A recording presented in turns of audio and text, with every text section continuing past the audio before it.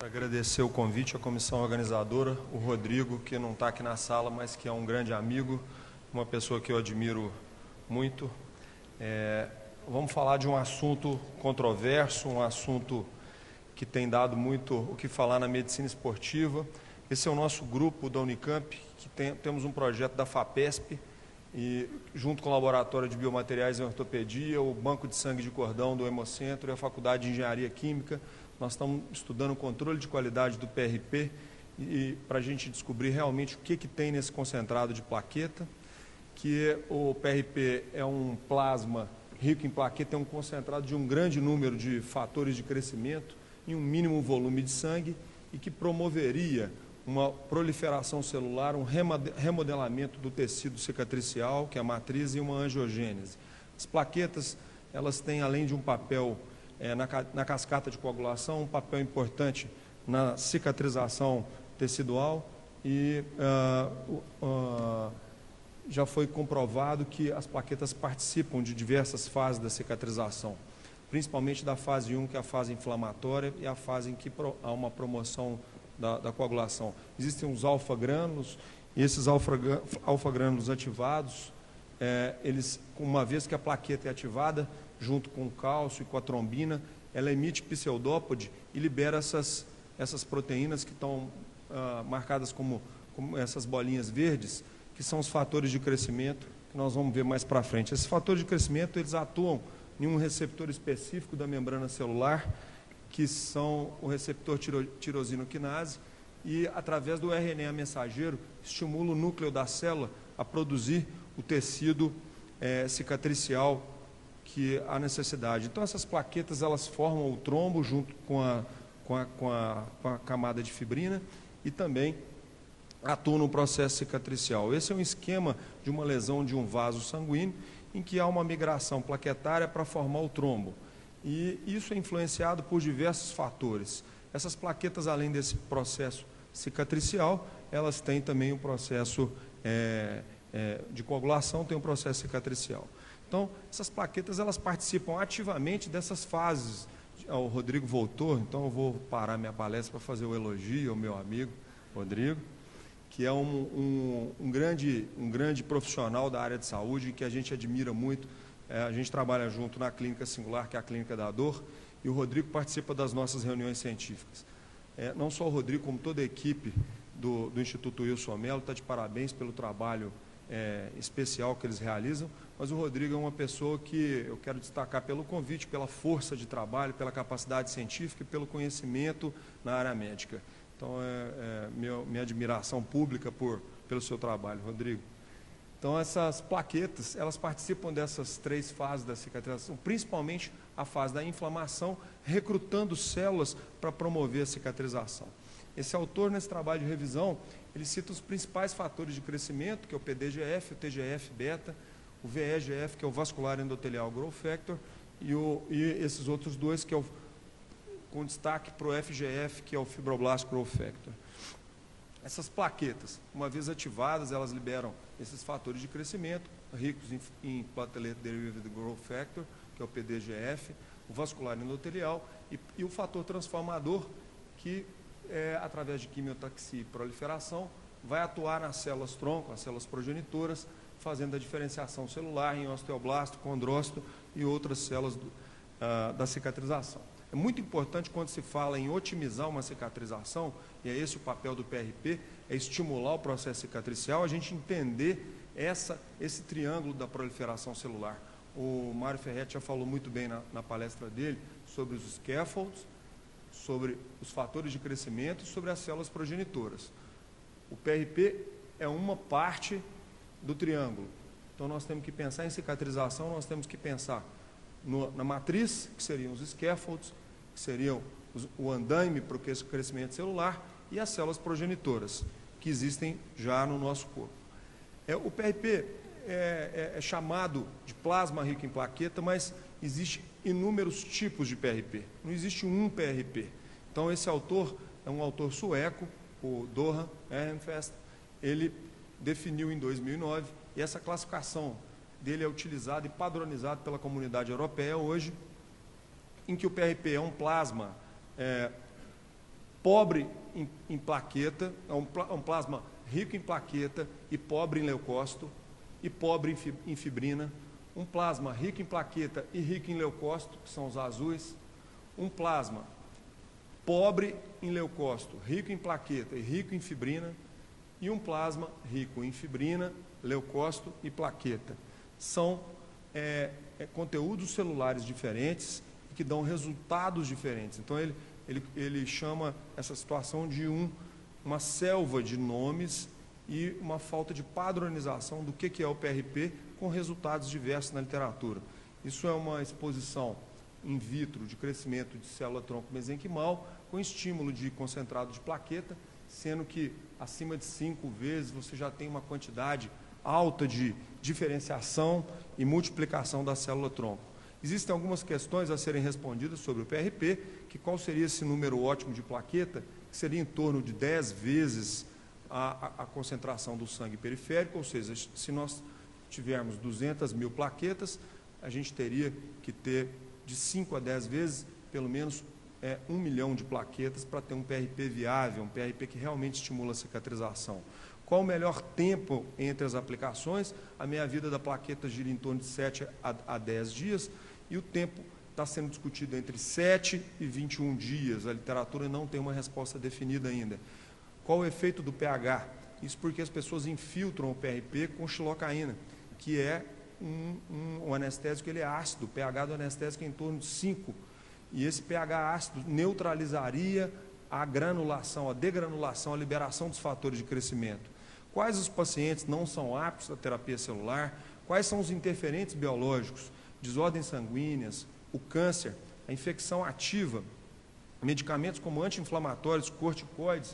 O paciente que usa anti-inflamatório, ele tem uma inibição da liberação dos fatores de crescimento pelas plaquetas. O uso de cigarro, o álcool, porque a maioria desses fatores de crescimento são sintetizados pelo fígado. E se o fígado do paciente estiver comprometido no metabolismo do álcool ou de alguns medicamentos, ele vai ter um PRP pior. Outras questões importantes é se esse PRP que seria usado no pós-operatório seria o mesmo em ferida aguda e crônica, se esse PRP que a gente usa em lesão muscular, tendinosa, ligamento, cartilagem e osso, deveria ser diferente, e se o intervalo entre as aplicações de casos agudos e crônicos deveria ser o mesmo. A nossa opinião é que esses tecidos, ligamento, cartilagem, osso, tendão e músculo, têm metabolismos diferentes. Então, o tempo de aplicação e o tipo de PRP deve ser melhor estudado. Alguns autores escrevendo capítulos de livro, falando favoráveis não só ao uso do PRP, mas o PRP em forma de gel, mas o efeito antimicrobiano desses PRPs, uma vez que você concentra uma quantidade de leucócito muito grande, e esses leucócitos teriam um efeito antimicrobiano. Aqui é mais uma tabela sobre os fatores de crescimento, e aqui uma tabela mostrando o efeito antibacteriano. Um aumento de 3 a 5 vezes na concentração desses fatores de crescimento, ele já gera uma quantidade de fator, uma concentração maior desses adubos, eu chamo de adubo sanguíneo. É o adubo da célula-tronco mesenquimal, é o que faz a célula se multiplicar. O PRP é um biomaterial autólogo e, como eu falei para vocês, ele depende do equilíbrio hormonal, da quantidade de GH. Pacientes acima de 60 anos vão ter um PRP pior e pacientes mais jovens teriam um PRP melhor. A quantidade não só de GH, mas a quantidade de IGF-1 produz um PRP melhor, principalmente porque esse PRP metabolizado, ele é principalmente a maioria dos fatores de crescimento metabolizado pelo fígado. Um artigo de revisão muito importante sobre a biologia desse plasma rico em plaqueta e na cirurgia não só ortopédica, mas na cirurgia do trauma, falando sobre o promissor tratamento, é uma nova ferramenta para estimular a cicatrização. Vou falar uma sequência de artigos de revisão, esse outro artigo falando da segurança por ser um produto autólogo pouco imunogênico, porque você está usando célula do próprio indivíduo, então não há reação alérgica, uma eficiência maior na cicatrização e o uso crescente desse PRP nos últimos 5 anos. O uso do PRP na medicina do futebol, no ligamento colateral, principalmente colateral medial, nos danos da cartilagem articular, nas lesões meniscais, principalmente no reparo meniscal, na cirurgia do ligamento cruzado anterior e ligamento cruzado posterior, e essa prática recente com resultados promissores e uma imagem desse PRP sendo aplicado, guiado por ultrassom. Um outro artigo importante do David Crane, que é um autor que tem estudado, é um médico do esporte americano, e que ele tem usado muito em lesões degenerativas, lesões musculares, tendíneas, ligamentares e meniscais, mas a maioria dos trabalhos, os estudos do David Crane, seriam em lesões osteoartríticas.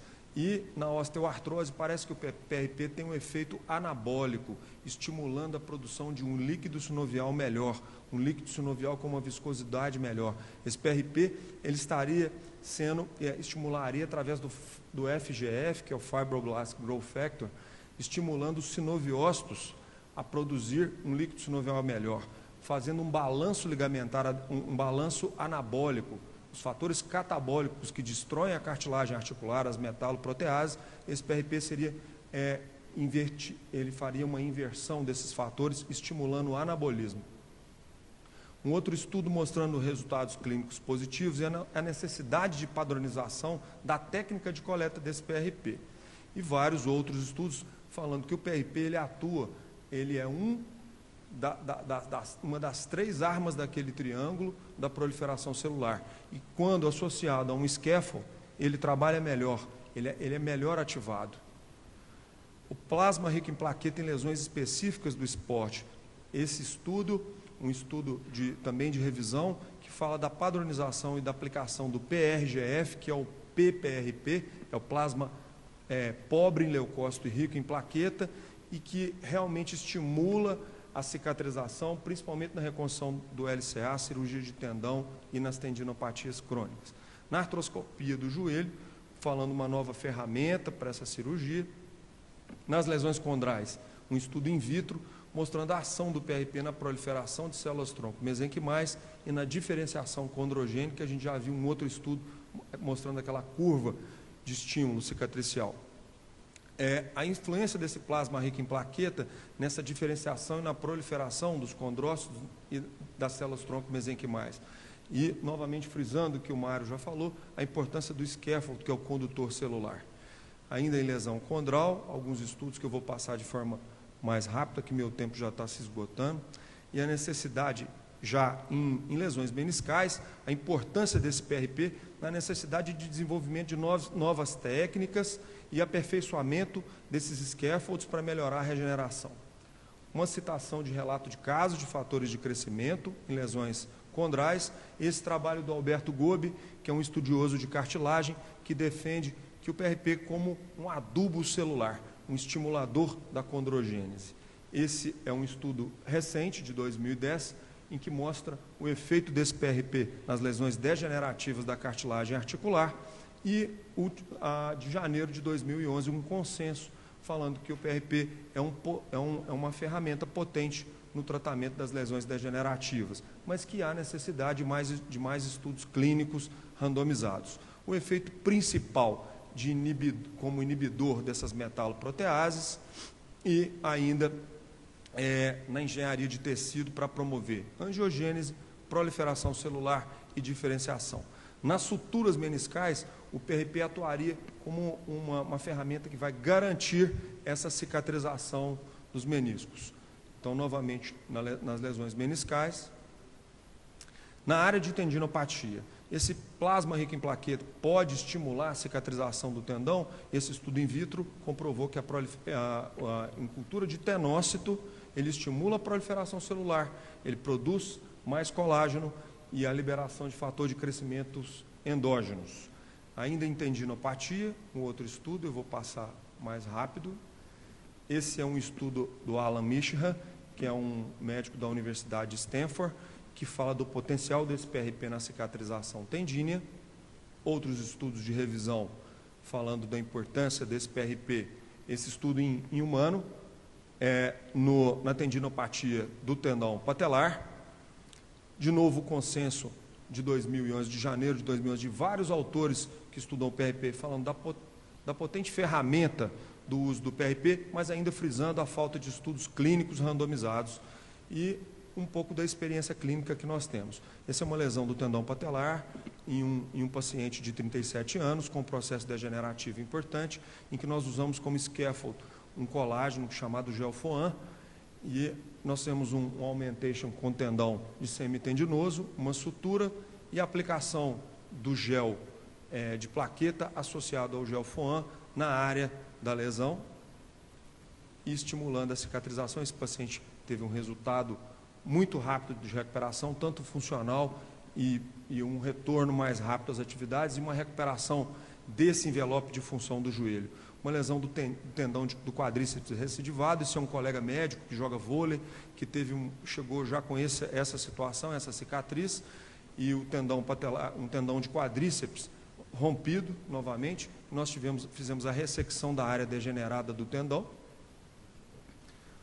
com o desbridamento, a colocação de âncoras, um enxerto de tendão de quadríceps, aplicação, esse enxerto como um reforço, aplicação do gel de plaqueta, na área da degeneração, juntamente com o colágeno, que serve como um scaffold, e o paciente também evoluiu muito bem e nós temos o acompanhamento todo do caso. Essa autora, a doutora Martha Murray, ela estudou muito a cicatrização do ligamento cruzado anterior e ela mostrou que o PRP no tratamento do LCA é um novo biomaterial, ele é estimulador e resultados promissores in vitro e in vivo.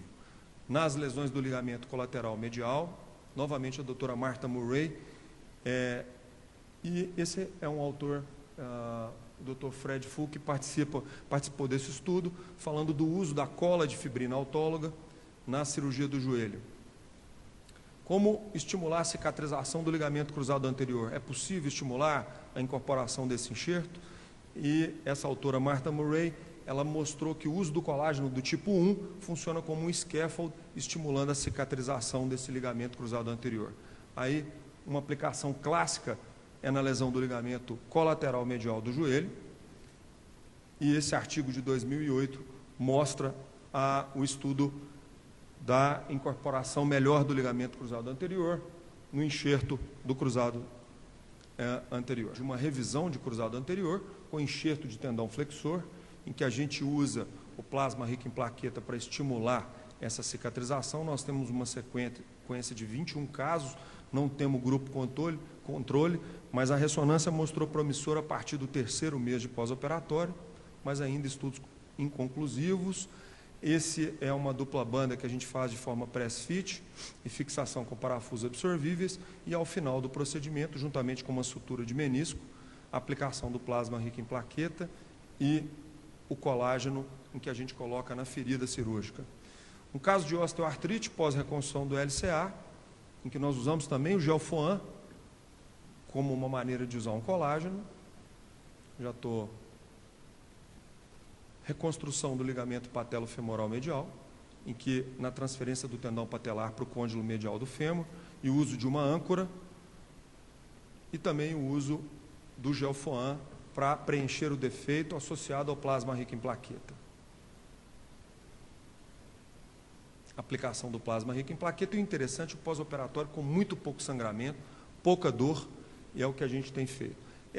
Já chegando ao final, essa é uma autorização para a execução do procedimento, de acordo com a comissão de ética, uma classificação de Mishra. Existem duas classificações do PRP, essa classificação de Alan Mishra da Universidade de Stanford, e essa classificação que nós utilizamos e que é mais utilizada pela comunidade europeia. O protocolo nosso de obtenção do nosso PRP é uma punção venosa, e desde a punção venosa é importante que se tenha controle de qualidade, porque não podemos traumatizar a veia. Extrai-se em torno de 30 ml de sangue do paciente. Nós usamos dupla centrifugação, manipulação sanguínea em câmara de fluxo de ar laminar para controle de infecção, retirada de 20% do plasma da porção inferior, com o buff coat, que é o concentrado de células mononucleares e leucócito. Nós usamos nas aplicações o ácido hialurônico como um scaffold, a trombina autóloga como ativador, o buff coat, que é o concentrado de leucócito, cloreto de cálcio para estimular a liberação, a degranulação plaquetária. E o controle de qualidade começa, como eu falei, desde a coleta, manipulação, contagem de plaqueta e o produto celular final. Esse controle de qualidade é muito importante que se conte essas plaquetas. No Instituto a gente conta com a câmera de Neubauer, e essa aplicação é guiada por ultrassonografia, para que a gente consiga atingir o ponto ideal. Essas são as palavras-chave. Como conclusão, a dor pós-cirúrgica ela é muito menor devido à importante diminuição do sangramento e dos hematomas do processo inflamatório, essa com a autorização de um jogador profissional, que na época que nós estivemos na Espanha, em Barcelona, aprendendo esse PRP, nós pudemos acompanhar o caso dele e toda a evolução, que é o Edmilson, que nos tornou amigo. Como conclusão, o uso dos fatores de crescimento associado a um condutor celular, um scaffold, pode acelerar e garantir a cicatrização dos ligamentos, tendões, meniscos e até a cartilagem articular, com a formação de uma fibrocartilagem e, a partir de um scaffold trilaminar, talvez a cartilagem hialina. O efeito hemostático e analgésico do pós-operatório pode devolver esse envelope de função do joelho em um período muito menor e contribui para uma reabilitação mais acelerada, com menor índice de infecção e de complicações. É necessário classificarmos esse PRP, definirmos qual o conteúdo celular que a gente vai usar, um controle de qualidade e qual a fase da cicatrização que devemos estimular. E é óbvio que existem poucos estudos clínicos randomizados ainda e o PRP ainda precisa de uma maior consolidação clínica para ser aplicado em larga escala. O futuro é o uso desse PRP com essa matriz scaffold, células tronco mesenquimais, que podem potencializar a regeneração, lembrando daquele triângulo de regeneração celular, e essa é uma homenagem ao Instituto de Medicina Regenerativa, que nós visitamos anualmente, já fazem 4 anos, e esse é o Dr. Joseph Purita, que colhe célula-tronco tanto da medula óssea, quanto da gordura, e aplica diretamente para o estímulo da cicatrização de cartilagem e de tecidos moles. Esse é o nosso site do Instituto Mori, da Clínica Singular, onde nós trabalhamos. Mais uma vez, muito obrigado.